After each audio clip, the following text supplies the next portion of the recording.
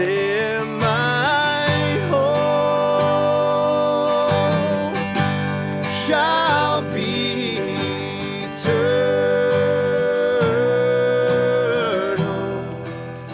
Beulah land, sweet Beulah land.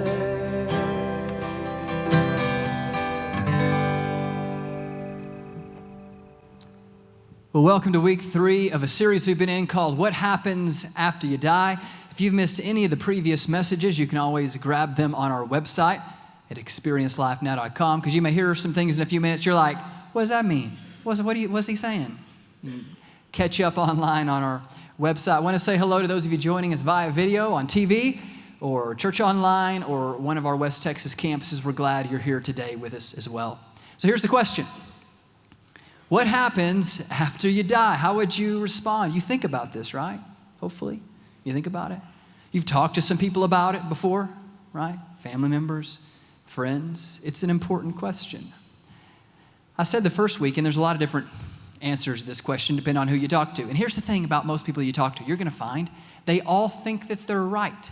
It's not somebody's like, here's what I think happens after you die. I'm probably wrong, but this is what I think. No. They're like, I am right for sure, okay? And there's all these different answers. And here's the question I asked you. Who's right, and how do you know? So you got all these different places people say you go, different ways you get to these places. Who's right? How do you know? I said, beginning of the series, I think Jesus is in a unique position to talk to us about this, right? Because he comes, claims to be God, but doesn't claim to be something that he's not like so many other people throughout history. Claims to be God and proves it by doing miracles, doing things only God could do, and then dying and coming back from the dead. He didn't have an NDE, near-death experience. He had a DE, okay, a death experience. He straight up died. He died, came back from the dead. Wouldn't he know what happens after you die? And so some of you, I think, agreed. Yeah, I think he'd know. And so I summarized what he said happens. This is what I said. This is just a review. Some of you already know this. He said, you don't cease to exist once you die. Like if you believe there's an afterlife, Jesus agrees with that. He said, yeah, there is. He said, some people go to heaven. This place called heaven. That's pretty cool. He said, many choose the highway to hell. Many go to hell.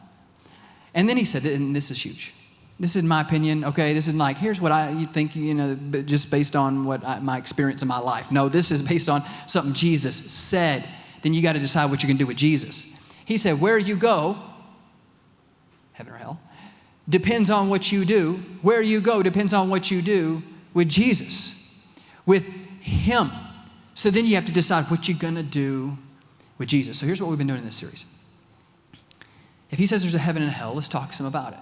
A little bit about heaven each week, a little bit about hell each week. So we understand from Jesus' perspective and from his friends that wrote about this, what these places are like, what you do there. So that's what we're doing in this series. Now, some of you are like, hey, Chris, here's my question. This is depressing. Can't we talk about like relationships or dating or football? I mean, come on, why are we talking about this, okay? Let me tell you why. Here's why we're talking about this. Because Solomon said this, wisest man to ever live according to God, said, if you want to be smart, a wise person, they think about death a lot. A wise person thinks a lot about death. They think about this. This is important to think about. While a fool thinks only about having a good time. So he's saying, if you want to be smart, if you don't want to be dumb, okay, a wise person, you can think a lot about death. That's what we're doing in this series. We're thinking a lot about death. We're talking a lot about death. If you're wise, you think about it. What you want the preacher to say at your funeral, what you want your friends to say, your family members to say, where you're going to go when you die, what it's like, what's going to be like when you get there. Hopefully you think about this, right? If you're wise, you do.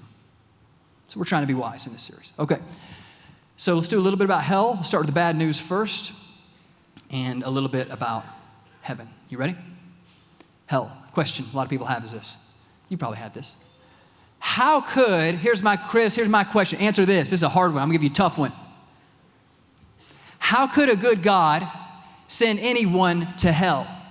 Now, by show of hands, How many guys have either asked this question or you know somebody who's had this question? All of our campuses. You know, almost all of us. And here's what we're saying. If God is so good, like Pastor, come on, some Bible teacher, you explain this. If God is so good, he's such a good guy and everything, and he's nice and merciful and all that, why does he even have that place? Why would he send anyone there? I'm not even sure about that. Like, why would he send somebody there? How could a good God send anyone to hell? It's a good question. It's kind of like asking this question. How could a good judge send anyone to prison? I mean, come on, right? I mean, see, we're reframing this. Different scenario, same question. What's interesting is you're not really asking this question. It's the same kind of thing. Hey, how could a good judge in a court of law, how could they send somebody to prison? I thought they were merciful. I thought they were nice people, good judges. All right, how could they send somebody to prison? See, I had to ask it this way so you'd know what you mean when you ask the question. Essentially, the answer to this question, in the first question, is found in the question. How could a good judge, a good human judge, man or woman, send somebody to prison? Because they are a what? They're a good judge. That's the definition of being a good judge. What does a bad judge do? What would a bad judge do?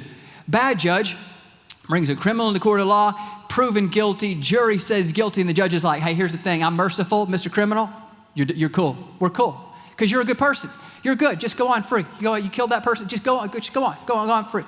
No, I mean, that's what you call what kind of judge? A bad one, okay?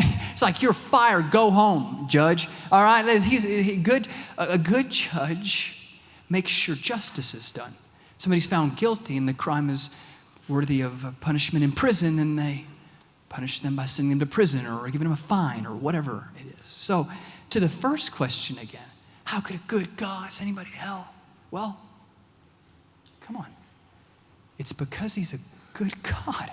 That's what that means. I mean, he's good, meaning he's for, and I think you are too, even if you hadn't admitted it before, God's for ultimate justice in this universe. Aren't you? Like, God has a prison too. If you're okay with a human judge having a prison, why is it bad for God to want there to be ultimate justice and for him to have a prison too called hell? Here's why we have a problem. I know what you're thinking. The reason we even ask this question is because we all know some point in time in our life, especially before we commit our life to Christ, we're not right with God. Like, we haven't lived up to our own standard, much less God's. And so we know, you know this, your conscience tells you this. We're spiritual criminals before God, aren't we? Because all your life, you're trying to figure out how to be made right with God. I know I've broken his law. God has a law too. We've all broken it. You're not perfect, nor am I. The reason we ask the question is because we know we're criminals before God and we don't want to be punished. I understand why you ask the question. I've asked the question before too. Think about this. Is there a difference between how a criminal defines what a good judge would do and how a victim or the victim's family defines what a good judge would do? Is there a difference? Think about it. Court of law. You're the victim. If the victim's not there, the victim's family. What does the victim's family or the victim say a good judge would do in a court of law? What would a good judge do? Bring about justice. If the man or woman is proven guilty, the criminal's proven guilty, then send him to prison. Whatever the crime entails, give him a fine. Send him to whatever matches the crime. That's what you want justice to be done if you're the victim. That's how you define what a good judge is. If the guy's guilty and he lets him go free, you're like, no, that's the bad judge. If you're the criminal, how do you define what a good judge would do? If he lets you go free, he's a really good judge. She's a really good judge. Like, just just light punishment. I don't want much punishment. Like, judge, here's the thing. If the criminal, I'm a good person, judge. I'm not going to do it again. Pinky swear. I'm not going to do it again, judge. I promise. I won't be back in here. I will not come back in here again. Just let me go free. And if the judge lets you go free as the criminal, guess what? That's a good judge. That is one good judge. Okay. Here's what I think you're realizing. We probably shouldn't listen to the criminal's definition of what a good judge would be or do, because they're biased. So when it comes to God and punishment, and we recognize we're spiritual criminals before him, guess what we are? We're biased. We don't want that, and I understand why I don't either. We don't want that, and so we call God's goodness into question. God, if you're good, how could you punish anybody? Come on. Well, it's because you're the criminal. The victim says, God, I want ultimate justice to be done. We should probably trust the victim, the victim's family, society, who's usually going to agree with the victim if the criminal's proven guilty, their perception of what a good judge would do, rather than the criminal's perception of what a good judge would do. You tracking with that? Just a good way to think about it. Here's how some people get past it, though. Here's what I'm saying, Pastor. I don't even believe in hell. I don't even believe in it. I don't even ask that first question because I don't even believe in that. Okay, well, let me read you something. Quote. It's what a theologian said about somebody raising this objection. Well, I don't even believe punishment. His name's Wayne Grudem. He's written a big old theology book. Smart guy. He's thought about this a lot. He said this about that. He said, and if there was no punishment of unbelievers at all, even people like Hitler and Stalin would have nothing coming to them. And there would be no ultimate justice in the universe. Then, tell me if this isn't true. He said, he's fixing to tell you what would happen. Then, if that's true, people would have great incentive to be as wicked as possible in this life, right? Because there's no consequences. There's nothing coming to you. Just do whatever you want to do. No, I think we would agree. We want to see ultimate justice in the universe. Here's the problem. It's just hard for you and I to say that when we know we're the criminals. When we know we're the criminals. So just remember, when you're asking that question, our vantage point is biased. Good news, we'll get to it more in a minute though, is Jesus came and took our punishment. That's how God could remain a good judge. Well, if he's a good judge, then how could he just forgive us? Well, because he punished somebody else in your place. Oh, punishment for your sin was done. It was just placed on the shoulders of a guy named Jesus rather than on yours. So he gets what you deserve, and you get what he deserved for living a perfect life. We get heaven because we've trusted in Jesus. Whoa, somebody tell somebody, okay? That's good news. We'll come back to it. Okay, so that's hell. Everybody relax. Take a deep breath. Ooh, God, man, good. Let's move on. Okay, so hell, so heaven now. Okay, you can smile and you can put your arm around your spouse, whatever, because we're good now. We're good. Okay, so got to talk about this, though. Heaven, here's a question. Yeah. A lot of people have. Chris, here's my thing. Like, I get that in heaven, there's no more sin, suffering, pain, death, and all that, and I think that's fantastic. But here's my question. What do we actually do up in heaven? Do you do anything? Like, do you just sit there? Like, what do you do? What do you actually do in heaven? There's a lot of misconceptions floating around, okay? And a lot of these misconceptions are causing people to not even be sure if they want to go to heaven because it sounds so miserable, okay? Here are some of them. Like, when I get to heaven, I know my friend told me, when I get to heaven, they're going to fit me for a choir robe. First day, I'm going to get that choir robe. I don't even like me a color looks good on me, okay? And then I'm going to have to get up on those risers, and then we just start singing choir song. You got to read music. I'm like a foreign language to me, okay? You got to read music, and everything in heaven, like everybody, including the dudes, have to sing soprano, okay? And so, you know this, it's all high-pitched stuff, all right? So it's like, forever, and you're a dude, and you're like, I'm a bass. And I mean, and so you got soprano. You got to sing like, and you're like, this sounds like hell. It sounds like hell to you. I understand, okay. Another misconception is, okay, so is it going to be like this? I've seen this in the movies, that you go to heaven, like when you get to heaven, you get your own cloud and you float on a cloud playing a harp for all of it, like harpy songs, for all of eternity. And you're just going, that's hell. No, please. I mean, no. I got good news for you.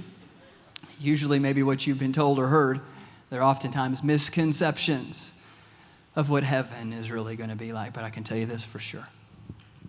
It will be more exciting and more thrilling than anything you've ever experienced in this life. Trust me.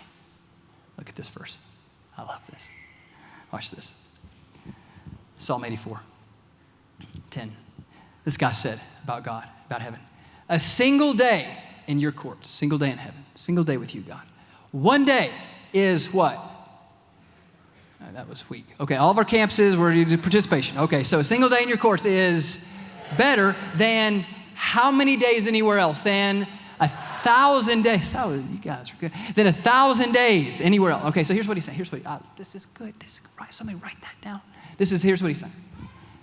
Take your 1,000 best days in this life. You're like, I got about 100. Okay, so take your best days, all right? Imagine there being 1,000 of them, okay? You might have to count some of them 10 times, okay? But you got your 1,000 best days in this life.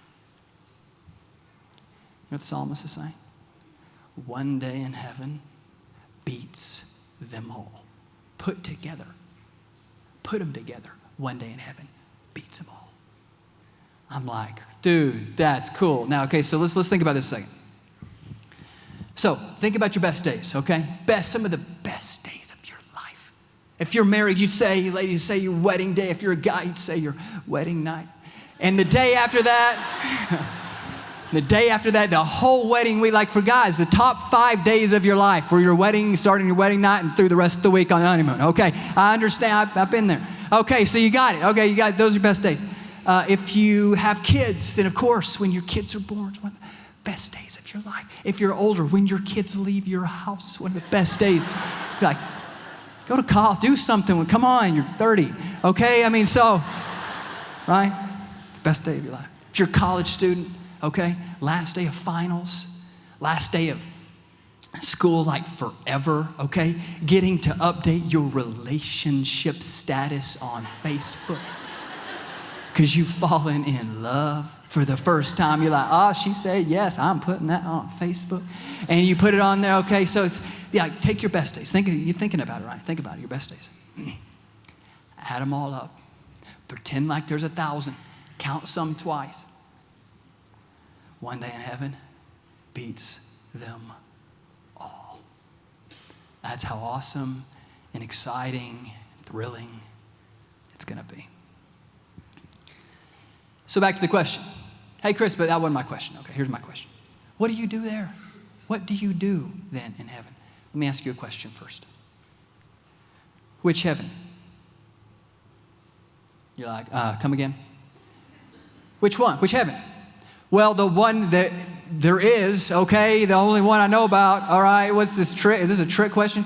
Okay, here's what maybe some of you haven't heard before. So you got current earth. We know something about that. We live on it. You got current heaven. That's where believers go when they die, right? They're with Jesus. The Bible teaches that your soul is separated from your body. Your body's buried. It's here on earth still. Soul separated from your body, and your soul goes to heaven, your essence of who you are, and you're with Jesus. And there's no more pain, sickness, suffering, death. It's amazing. It's heaven. It's amazing. It's the current heaven. But in the current heaven, you're still waiting on something. You're like, what? A resurrection. You're like, Pastor, you should know this. Word to the wise, Jesus already rose from the dead. Okay, we've already had a resurrection. Like, what are you talking about? I'm not talking about Jesus' resurrection. I'm talking about yours. Okay. So what you're saying is I'm going to come back from the dead kind of like Jesus? That's not what I'm saying. Read your New Testament. That's what the New Testament is saying. Jesus was the first to rise from the dead. You're next. And basically what the Bible says is going to happen is that your body was buried is going to be renewed, made into a resurrection body. Your soul is going to be reunited with your body, and you're going to live forever with God in something the Bible describes. Have you seen this before? As a new heaven and a new earth. You got current heaven, current earth. Then all over the place you see this talk of a new heaven and a new earth where God dwells with us, and we're in bodily form, soul being reunited with a resurrection body. If you want to know what that's going to look like, more on that next week. You're like, is that like a better version of myself now? What is that? How old am I? Okay, so that's next week. Okay. On the new heaven, and new earth. So let's talk about this from the Bible, so you don't have to take my word for it. It's all over the place. Look. Peter, he was friends with Jesus. We should listen to what he said, right? He did some miracles. We know he was sent from God. God spoke through him. Look the way he said. Maybe you haven't seen this before, but if you've read the Bible through, you see it multiple times. We're looking forward to the what? Help me out. The new heavens and the what? Like a new heaven and new earth? Really? He's promised, and here's what it is, a world, an earth, filled with God's righteousness. So no more sin, suffering, evil, sickness, death. It's amazing. That's Peter. Here's John. Isaiah says it too. If you're familiar with the Old Testament, Isaiah talks about new heaven, new earth. This is John, friends with Jesus. We should listen to him, Revelation 21. He said, then I saw, help me out, then I saw what? A new heaven. He saw what? A new earth. For the, watch this. The old heaven and the old earth had disappeared. What? And I saw the holy city. We're going to come back to that. Remember that. New Jerusalem coming down from God out of heaven like a bride beautifully dressed for her husband. Heard a loud shout from the throne saying, look, God's home is now among, think about it, among his people. He will live with them and they will be his people and God himself will be with them. You're like, whoa, back that train up. Okay, what is this? Okay, so let me do some more detail work here. So, talks about this new heaven, new earth. And basically what that text just described is that one day Jesus is going to come back again and we're going to receive what the Bible calls resurrection bodies. And this city is going to descend out of this new heaven as if this new heaven and new earth are going to be united. And heaven, long term, is going to be situated on this new earth. Heaven on a new earth where God lives among his people on a renewed earth. So when you've talked about heaven before, long term, there's the current heaven. But long term, when you're talking about heaven, what you're talking about is living with God on a new earth. Now here's what's cool. Usually when you think of heaven, you think of something that's unfamiliar, right? I'm excited about it, but I don't really know what it's going to be like. I've never been there before. It's going to be kind of unfamiliar. Maybe it's more familiar than you think. Or why else would God have these guys who he's inspiring to write these words use the word earth to describe it? He doesn't describe it as a non-earth. He describes it as an earth. Well, we know something about earths, okay? We live on one, all right? So what might heaven be like long term when we're in these resurrection bodies on a new earth? What might that be like? Well, maybe it's like an earth. And we know something about earths from creation, right? Genesis 1. What's an earth? What does an earth have? Land, right? God created this. These things were very good. These weren't corrupted by evil. He looked at all these after Genesis 1 and said, these are all very good. So this gives you an idea of what you might do. What do you do on land? What do you do at sea? Lakes, water, skies, clouds, mountains, rivers, plants, trees, flowers, animals. These are things God created on this earth, which was not corrupted by sin in the beginning, and said they're very good. And then he says, one day we're going to live with him on a new or renewed earth. Don't you think maybe it would be earth-like if he calls it a new earth and might have some of these things, and this might give us an idea of what we do? Do you kayak on a river? Do you climb a mountain? Do you eat? You have somebody like, I was hoping for a pet in heaven. I really wanted one. Okay, animals, that's exciting. Okay, the animals. I mean, use your imagination. He's calling it an earth. Now here's what's interesting. Okay, so you got earth. In that Revelation passage, he also calls it a city. Did you notice? It's this city, holy city, descending from heaven, uniting with the earth. Well, why does he call it a city? Maybe because he knew that we know something about cities, because we live in them. Here's some things about cities that might give you an indication of maybe what you do in heaven. What do cities have? They have buildings. Could there be buildings there that you go in and out of, that you participate in activities in? Streets, that's explicit in the Bible, that there are streets in heaven. Authorities, culture, art, music, athletics. Some of you like sports in heaven. That's awesome. I'm ready for that. That'd be cool.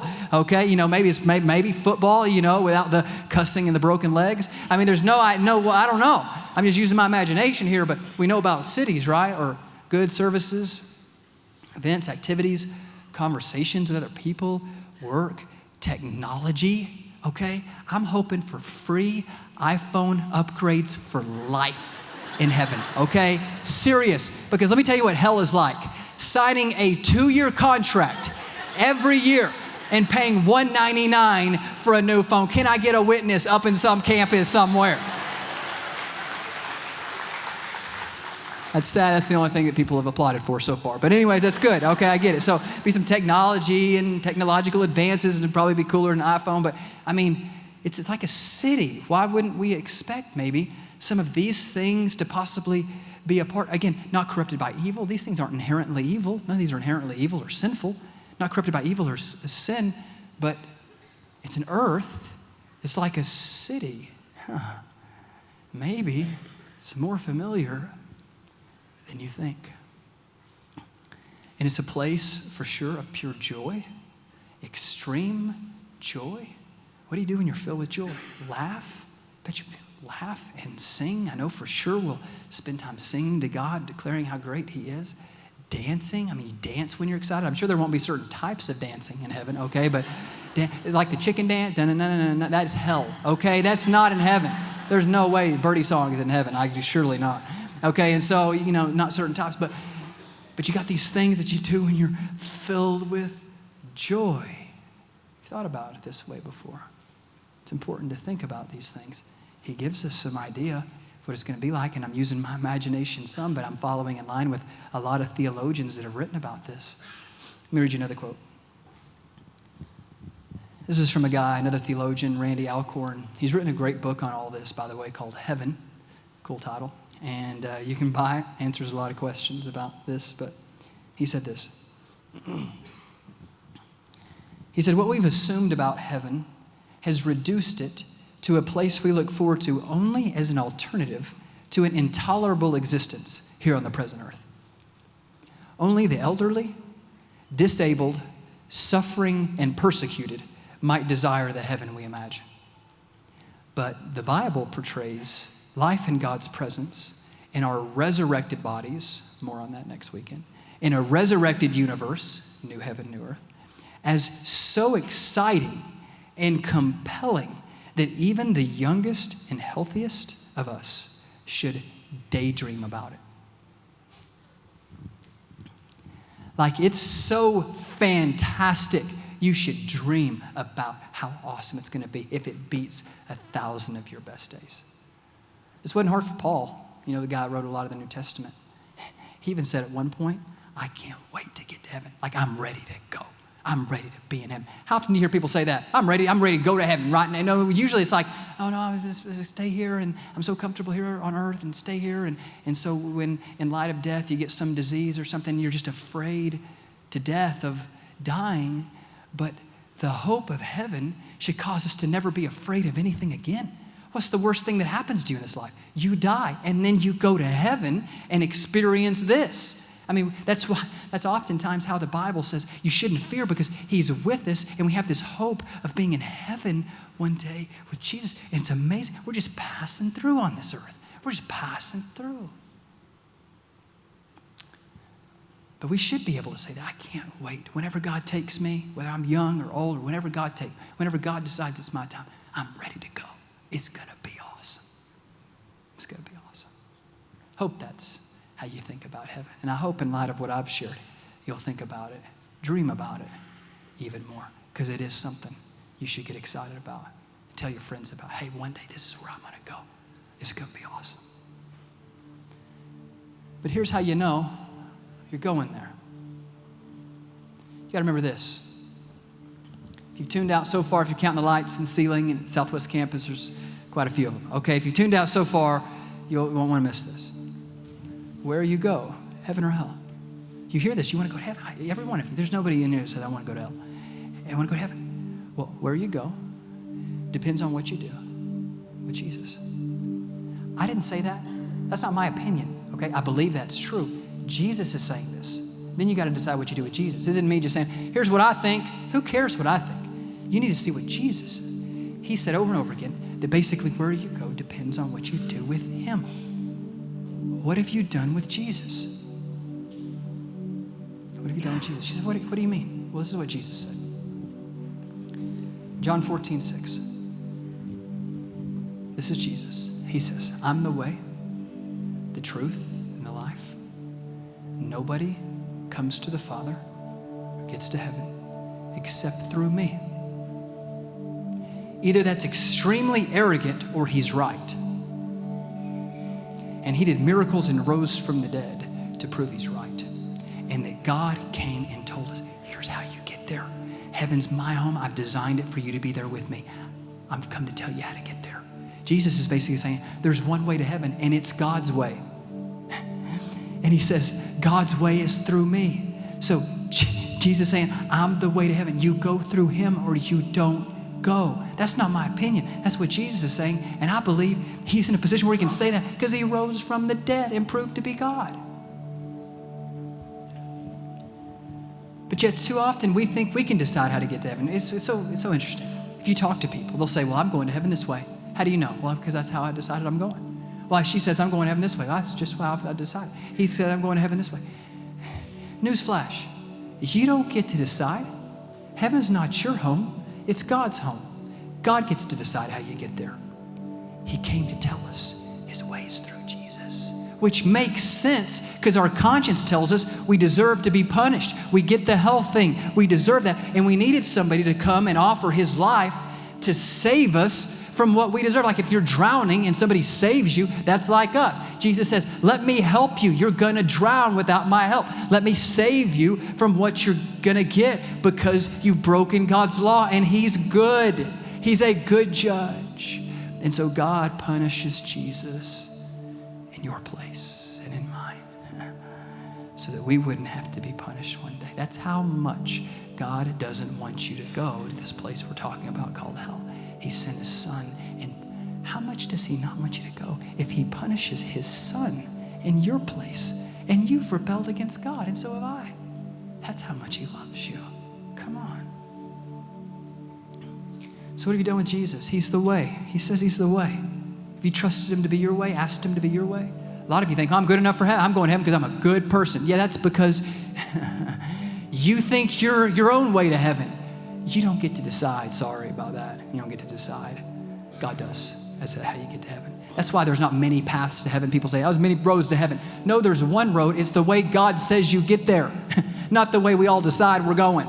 Come on. And you got to trust Jesus according to the Bible, or you don't make it.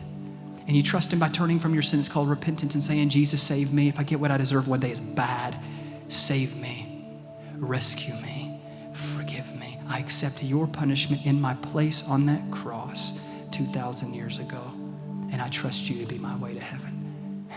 He always says, yeah, I'll be your way. That's why I came. Yeah, yes, thanks for asking. If you make that decision to commit your life to Christ, would you let us know? Check on this card. I'm committing my life to Christ. Take it to a Next Step Center at all of our campuses, and let us give you a gift that'll help you as you begin to follow Jesus. One more weekend. Let me show you some of the questions we're going to answer next weekend. This is why you need to come back and bring a friend. Question, if I know someone on the highway to hell, we all do, don't we? What should I do about it? We're going to talk about it, and you need to do something. Am I really going to be resurrected? And if so, what am I going to look like? My body, like how old am I going to be? Okay, how does that work next weekend? Why does the punishment in hell seem so harsh? It just seems harsh. Will you recognize people in heaven? Will you be reunited with family and friends? You have those questions, right? You're thinking about them? No, maybe you don't know an answer. Next weekend, we're going to talk about them. And you need to bring a friend. Bring a friend, especially if you know some people on the highway to hell. Get them here. Come on. You've heard the description of it. If you're a good friend to them, get them here. We'll talk more about it next weekend. Let me pray. God, thanks for how clear the Bible is. Oh, thanks that Jesus, who has the credentials to talk about this, thanks that he talks about it. And his friends, his disciples do too. God, I pray that this message would excite us about heaven. We'd go home over lunch or dinner or whatever day, we'd be talking about, hey, what do you think about this? What do you think we're going to do here? Oh, this is going to be incredible. Our 1,000 best days. Oh, it's better than that. And then God, I pray if hell, the thought of hell scares us, it should. It's a scary place. I pray that if we already know we're going to heaven because we've trusted in Jesus, we'd make sure we tell as many people as we can that are on the highway to hell about what Jesus did for them so they can go with us too. God, continue to move in our church through this series. Thanks for what you did this week, and we look forward to what you can do next weekend, and especially as we bring friends with us. In Jesus' name, amen. Thanks for checking out one of our messages today. For more information about our church or to watch other messages, you can go to our website at experiencelifenow.com. Let us know if we can serve you in any way, and we hope to see you real soon.